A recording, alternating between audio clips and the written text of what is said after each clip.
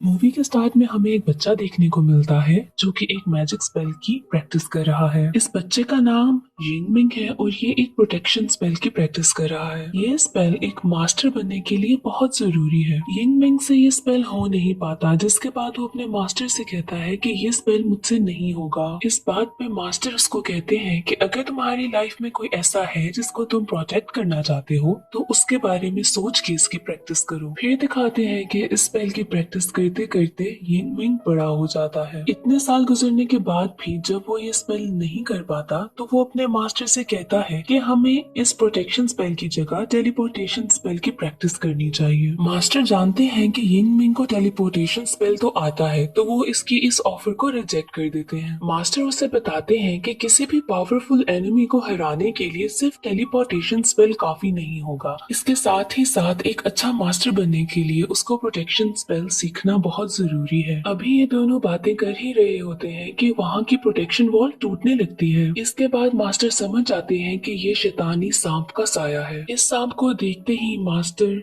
यिंगमिंग को किसी दूसरी डायमेंशन में ट्रांसपोर्ट कर देते हैं और इसके बाद अपने 3 गार्डियन स्पिरिट्स को बुलाते हैं। ये तीनों गार्डियन स्पिरिट्स यहाँ मास्टर की हेल्प करने के लिए आते हैं। यहाँ 2 गार्डियन स्पिरिट्स उस प्रोटेक्टिव वॉल को बचाने की कोशिश करते हैं और एक गार्डियन स्पिरिट मास्टर को प्रोटेक्ट करती है, पर इन 3 गार्डियन स्पिरिट्स की हेल्प का कोई फायदा नहीं होता और प्रोटेक्टिव वॉल टूट जाती है। इतने में वहाँ पर यिंगमिंग बाकी स्टूडेंट्स को लेकर पहुंच जाता है। वो सांप इन सब पे हमला करने ही वाला होता है कि मास्टर जी सब स्टूडेंट्स को कहते हैं कि वो प्रोटेक्शन स्पेल यूज करें। जहाँ बाकी स्टूडेंट्स प्रोटेक्टिव स्पेल इस्तेमाल करने लगते हैं, यिंगमिंग मास्टर की बात नहीं सुनता और टेलीपोर्टेशन स्पेल यूज करने लगता है। यहाँ सांप यिंगमिंग पे अपना जहरीला अटैक करने ही लगता है। मास्टर यिंगमिंग के सामने आके उसको बचा लेते हैं। यहीं दूसरी तरफ मास्टर का एक गार्डियन स्पिरिट खुद को सेक्रीफाइस करके सांप को मार देता है। अब यिंगमिंग अपने मास्टर की डेथ से बहुत परेशान है और बहुत ही ज्यादा दुखी कि उसकी वजह से उसके मास्टर के पूरे जिस्म में जहर फैल रहा है। मास्टर मरने से पहले यिंगमिंग को इस सांप की सच्चाई बताते हैं। वो बताते हैं कि कैसे 300 साल पहले इंसानों की ही लालच की वजह से ये सांप जन्म लेता है। इस सांप को कैद करने के लिए 4 मास्टर सामने आए थे जो मिल के इस सांप को इंपीरियल सिटी में कैद करते हैं, जो कि अब भी इंपीरियल सिटी की रानी की बॉडी में कैद है और उसकी प्रोटेक्शन 4 स्टोन गार्डियंस करते हैं और वो फिलहाल स्टैचू की शक्ल में सोए हुए हैं। ये है dragon statue, turtle statue, bird statue और टाइगर स्टैचू। और जब भी ये सांप वहाँ से निकलने की कोशिश करेगा तो 4 मास्टर्स को जाकर इन 4 स्टैचूज को जगाना होगा। वहाँ दूसरी तरफ दिखाते हैं कि इंपीरियल सिटी की क्वीन अब बहुत ही ज्यादा परेशान हो गई है क्योंकि उसको पता चल गया है कि शैतानी सांप जाग चुका है। अब यिंगमिंग इंपीरियल सिटी में आ पहुंचा है। वहाँ उसको गेट पर एक आदमी नजर आता है जो कि एक बांसुरी बजा रहा होता है। ये असल में एक मास्टर है और इसका नाम है बुया। तभी इनको एक और मेलोडी की आवाज आती है जिनका ये दोनों मिलकर पीछा करने लगते हैं। काफी देर पीछा करने के बाद उनको पता चलता है कि ये मेलोडी बेसिकली एक डीमन यानी कि शैतान बजा रहा है। बुया उससे पूछता है कि तुम्हारी हिम्मत कैसे हुई ये बांसुरी चुराने की, क्योंकि ये बांसुरी हमारे राजा की है। यहाँ ये डीमन इनको बताता है कि जब उसकी दोस्त जिंदा थी तो वो महल में गाने गाया करती थी और वो अक्सर इसी धुन को बजाया करती थी। मुझे बस उसकी याद में ये धुन सुननी थी। बुया को शैतानों से सख्त नफरत थी। यहाँ पर वो शैतान को मारने ही वाला होता है कि यिंगमिंग उसको बचा लेता है। यहाँ यिंगमिंग बुया को बताता है कि ये एक डीमन तो जरूर है पर इतना भी कोई बुरा नहीं कि तुम उसको मार दो। बुया यिंगमिंग से कहता है कि ये एक शैतान है और बहुत बुरा है, इसको अच्छाई और प्यार के बारे में क्या पता। यिंगमिंग कहता है कि क्यों नहीं, इसको क्यों नहीं पता होगा। इन्हीं बातों की वजह से यिंगमिंग और बुया में लड़ाई हो जाती है। लड़ाई में यिंगमिंग उसको हरा देता है जिसके बाद बुया वहाँ से चला जाता है। बेसिकली बुया को इंपीरियल सिटी में उसी सांप से लड़ने के लिए बुलाया गया था क्योंकि वो उन मास्टर्स में से एक मास्टर था, लेकिन ना यिंगमिंग को इस बात का पता होता है और ना ही बुया को। इसके बाद वो डीमन यिंगमिंग से कहता है कि मास्टर जी आप मुझे अपना गुलाम बना लें। अब यिंगमिंग इस डीमन को अपना गार्डियन स्पिरिट बना लेता है और इसका नाम रख देता है किलिंग स्टोन। अब नेक्स्ट सीन में हमें क्वीन का महल दिखाते हैं जहाँ पर 3 मास्टर जमा हो चुके हैं, यिंगमिंग, बुया और यांग पिंग, बट चौथा मास्टर हांगरू यहाँ पर अब नहीं है। और यहाँ पर ही यिंगमिंग और बुया को पता चलता है कि ये दोनों मास्टर्स हैं। यहाँ पर यिंगमिंग की महल के प्रिस्ट से भी मुलाकात होती है, जो कि वहाँ की रानी का बॉडीगार्ड भी है। ये प्रीस्ट इनको बताता है कि गार्डियन एंजल्स को जगाने के लिए रिचुअल कल किया जाएगा और ये लोग आज आराम करने के लिए जल्दी सो जाएं। यहाँ यिंगमिंग देखता है कि इस प्रीस्ट की शक्ल उसके मास्टर से बहुत ज्यादा मिलती है। अब नेक्स्ट सीन में दिखाते हैं कि सुबह इन सब मास्टर्स की मुलाकात प्रिंसेस से होती है और इनको पता चलता है कि सफर के दौरान चौथे मास्टर हांगरू को किसी ने मार दिया है और अब ये मास्टर्स इस बात को डिस्कस करने के लिए रानी के पास जाते हैं। अब यहाँ पर रानी पर्दे में रहने वाली है, जो कि सिर्फ पर्दे के पीछे से ही ऑर्डर देती है। रानी यहाँ पर बहुत ही ज्यादा परेशान और गुस्से में आती है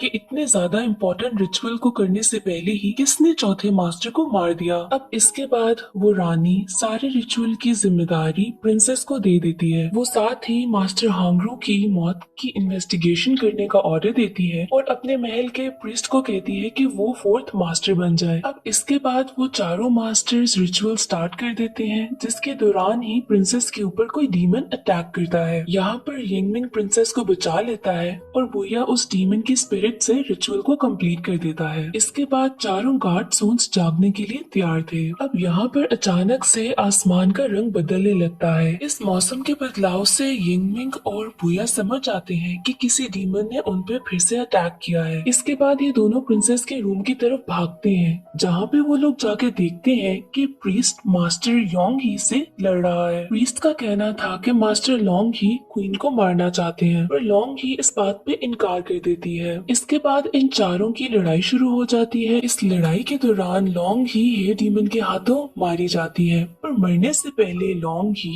यिंगमिंग को रानी के बारे में कुछ बताती है, पर ये बात अच्छी तरीके से यिंगमिंग नहीं सुन पाता। अब अगली सुबह बुया और यिंगमिंग मिलते हैं, जहाँ बुया उसको बताता है कि उससे प्रीस्ट पर शक है, लेकिन यिंगमिंग का कहना कुछ और है। वो बताता है कि उसको उल्टा रानी पर ही शक है। यहाँ ये दोनों एक दूसरे के अगेंस्ट होकर ही अपनी अपनी इन्वेस्टिगेशन शुरू कर देते हैं। अब यिंगमिंग अपने रूम में जाता है तो देखता है कि प्रिंसेस उसकी सॉर्ड को चुराने की कोशिश कर रही है। ये वो सॉर्ड है जो कि मास्टर ने यिंगमिंग को दी थी और इसी सॉर्ड से उस सांप को मारा जा सकता था। यहाँ यिंगमिंग प्रिंसेस से पूछता है कि वो उसकी सॉर्ड को क्यों चुरा रही थी, बट इससे पहले कि प्रिंसेस यिंगमिंग को कुछ बताती, वहाँ हेयर डीमन आकर प्रिंसेस पे हमला कर देती है। यहाँ ये हेयर डीमन यिंगमिंग को बताती है कि वो इस बात के लिए 60 ईयर्स से इंतजार कर रही थी और उसी के पास से यिंगमिंग को रानी की एक तस्वीर मिलती है, जिसमें वो बिल्कुल प्रिंसेस जैसी नजर आ रही है। इसको देख के यिंगमिंग सारी बात समझ आता है और वो इसके बाद बुया के पास जाता है कि वो सारी बात उसको बताए।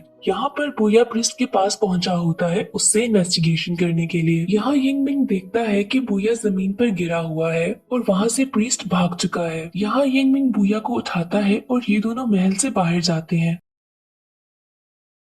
वहाँ पर उनको प्रिंसेस और प्रीस्ट दोनों मिलते हैं। बुया प्रिंसेस से पूछता है कि उसने और प्रीस्ट ने रानी को धोखा क्यों दिया। यहाँ पर यिंगमिंग उसको बताता है कि ये प्रिंसेस नहीं बल्कि रानी ही है, यानी कि प्रिंसेस ही रानी है और रानी ही प्रिंसेस है। और जिसको उन्होंने पर्दे में देखा था वो रानी नहीं बल्कि रानी का स्टैचू था, जिसको प्रीस्ट कंट्रोल कर रहा था। आखिर ये सब कुछ चल क्या रहा है? तो बात दरअसल ये है कि जब उस सांप ने इंपीरियल सिटी पे हमला किया था तो उन 4 मास्टर्स ने सांप को हरा दिया था, जिसके बाद रानी यानी कि प्रिंसेस यांग पिंग ने उस सांप को अपनी बॉडी में कैद कर लिया था, जिसके बाद वो इमॉर्टल हो गई और उसके बाद से उनकी उम्र नहीं बदली। अब रानी को उस सांप को अपने अंदर कैद करने के लिए खुद को भी इंपीरियल सिटी में कैद करना था और वो कभी भी अपने महल से बाहर नहीं जा सकती थी। तो अब इतने सालों से महल में रह रहकर प्रिंसेस को नाउमीदी सी होने लगी थी और वो बहुत ही ज्यादा उदास हो गई थी। इसके बाद महल में आते हैं यिंगमिंग के मास्टर,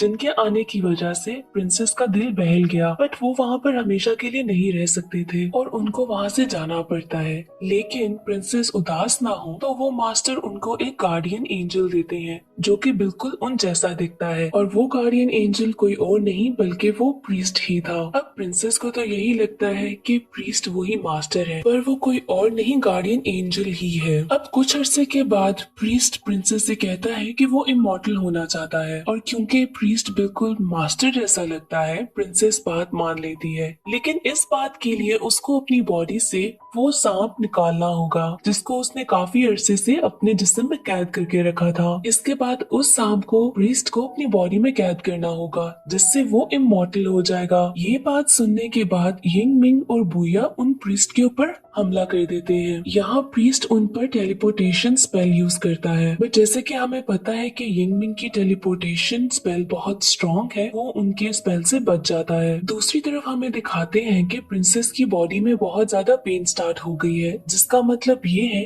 कि वो सांप उनकी बॉडी से निकलने वाला है। अब सांप के निकलते ही प्रिंसेस मॉर्टल हो गई है। इसके बाद वो सांप प्रीस्ट की बॉडी में चला जाता है जिससे वो प्रीस्ट अब इमॉर्टल हो चुका है। देखते ही देखते प्रीस्ट एक बड़े जहरीले सांप में बदल जाता है और वो अब इंपीरियल सिटी को तबाह करने लगा है। इसके साथ ही साथ वो 4 गार्डियन स्टोन्स एक्टिवेट हो गए हैं, जिसके बाद वो अब पूरी इंपीरियल सिटी के बाहर एक प्रोटेक्टिव लेयर बनाने लगे हैं ताकि वो स्नेक वहाँ से बाहर ना निकल सके। पर यहाँ पर एक गार्डियन स्टोन एक्टिवेट नहीं होता जो कि एक बर्ड है। अब ये बर्ड इसलिए एक्टिवेट नहीं हुआ था क्योंकि रिचुअल के दौरान प्रीस्ट ने जानबूझ के उसको एक्टिवेट नहीं किया था। अब इसके बाद यिंग मिंग अपने 3 गार्डियन स्पिरिट्स को बुलाता है ताकि वो उनकी मदद कर सके। अब इनमें से एक गार्डियन स्पिरिट तो यिंग मिंग के सामने एक प्रोटेक्टिव वॉल बनाता है ताकि यिंग मिंग को कुछ ना हो और बाकी 2 उस सांप से लड़ने लगते हैं। अब यहाँ पर हमें बहुत ही ज्यादा हैवी फाइट देखने को मिलती है। जब सिचुएशन बहुत ही ज्यादा आउट ऑफ कंट्रोल होने लगती है तो यहाँ पर प्रीस्ट खुद सामने आता है ताकि वो खुद लड़ सके। यहाँ पर प्रीस्ट उन गार्डियन स्पिरिट्स को मार देता है। यहाँ पर बुया को डर होता है कि ये सांप कहीं इंपीरियल सिटी से बाहर ना निकल जाए। यहाँ पर दिखाते हैं कि वो प्रोटेक्टिव वॉल कंप्लीट हो चुकी है जिसने पूरी इंपीरियल सिटी को कवर कर लिया है। यहाँ पर बुया किसी न किसी तरीके से अपनी बॉडी से उस बर्ड स्टैचू को जगा लेता है और अब वो खुद वो बर्ड बन चुका है। जिसके बाद वो प्रीस्ट के पास जाता है और उनसे लड़ता है। अब यहाँ पर इन दोनों के बीच में एक जबरदस्त लड़ाई होती है। दूसरी तरफ यिंग मिंग प्रिंसेस के पास जाता है और उसको सब कुछ सच बता देता है कि कैसे ये वो मास्टर नहीं है बल्कि वो प्रीस्ट सिर्फ एक गार्डियन एंजल है। इसके बाद यिंग मिंग अपनी पावर से प्रिंसेस को आखिरी दफा अपने मास्टर से मिलवाता है। यहाँ वो मास्टर प्रिंसेस को सब कुछ सच बताता है और बताता है कि कैसे उसने गलत किया और साथ ही वो एशेस में बदलने लग जाता है। इसके बाद प्रिंसेस समझ आती है कि अब वो मास्टर इस दुनिया में नहीं रहे। इसके बाद यिंग मिंग और प्रिंसेस दोबारा इंपीरियल सिटी में आ जाते हैं जहाँ पर अभी तक बुया और प्रीस्ट की लड़ाई चल रही है। यहाँ यिंग मिंग बुया को बताता है कि ये सांप सिर्फ उसी सॉर्ड से मर सकता है जो कि उसके मास्टर ने उसको दी थी। यहाँ बुया वो सॉर्ड निकालता है बट इससे पहले कि वो उस प्रीस्ट को मारता वो प्रीस्ट बुया के हाथ से सॉर्ड गिरा देता है। अब ये तलवार प्रिंसेस उठा लेती है और वो उस प्रीस्ट को धमकी देती है कि अगर उसने ये सब कुछ बंद ना किया तो वो खुद को मार देगी। इसके साथ ही वो सॉर्ड से अपना गला काट देती है और खुद को मार देती है। ये देखते ही प्रीस्ट बहुत ही ज्यादा टूट जाता है क्योंकि वो काफी अरसे से प्रिंसेस के साथ था और ये दोनों बहुत क्लोज हो चुके थे। अब इस बात का फायदा उठाते हुए बुया इस प्रीस्ट पे हमला करता है। यहाँ पर सांप के साथ साथ प्रीस्ट दोनों मर जाते हैं और इस तरह से प्रोटेक्शन वॉल खत्म होने लग जाती है और इसके साथ ही यहाँ पर मूवी भी एंड हो जाती है।